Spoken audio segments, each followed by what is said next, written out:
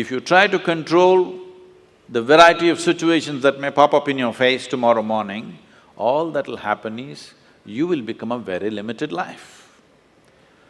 You would step out into the world and do whatever that needs to be done only if you have an assurance, no matter what you walk into, you will not lose yourself.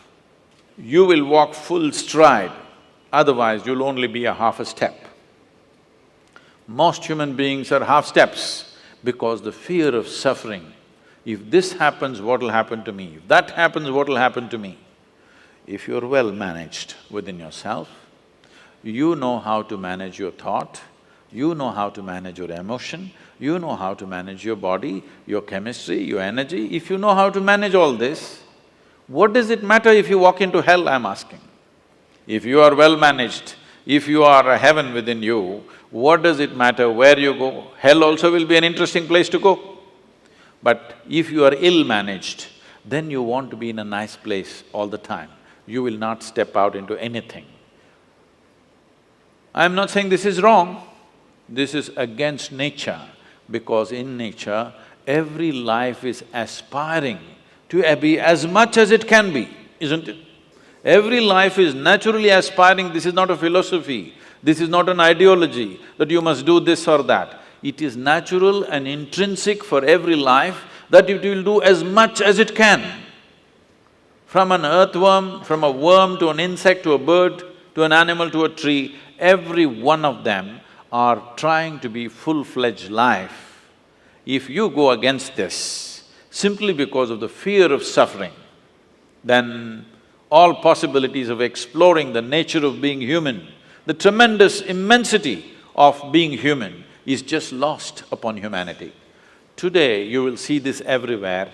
When people say, I am only human, they are talking about the limitations of being human. They are not talking about the possibilities of being human, isn't it? If we are the most intelligent species on the planet, if we are the most capable species on the planet, should we be talking about our possibilities or should we be talking about our limitations?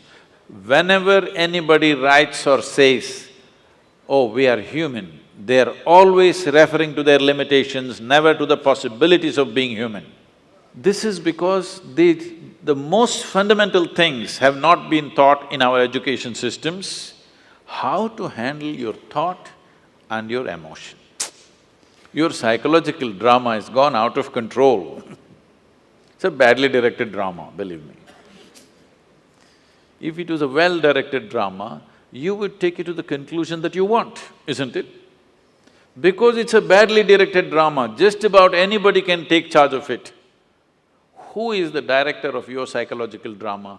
Just about anybody, isn't it? Anybody can make it into a tragedy. The reason why people have not even learned to manage their thought and emotion. By the time you're 10, you should have learnt it. At 60, people still don't know how to manage their thought and emotion. They're standing up like ghosts in their life. They don't need anybody's help.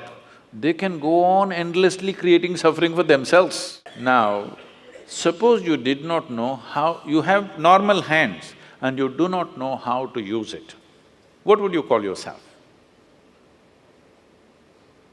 No, you tell yourself, don't tell me, it's okay. Whatever you think, if you have a normal process of mental faculty and you do not know how to use it, it means the same thing, yes or no?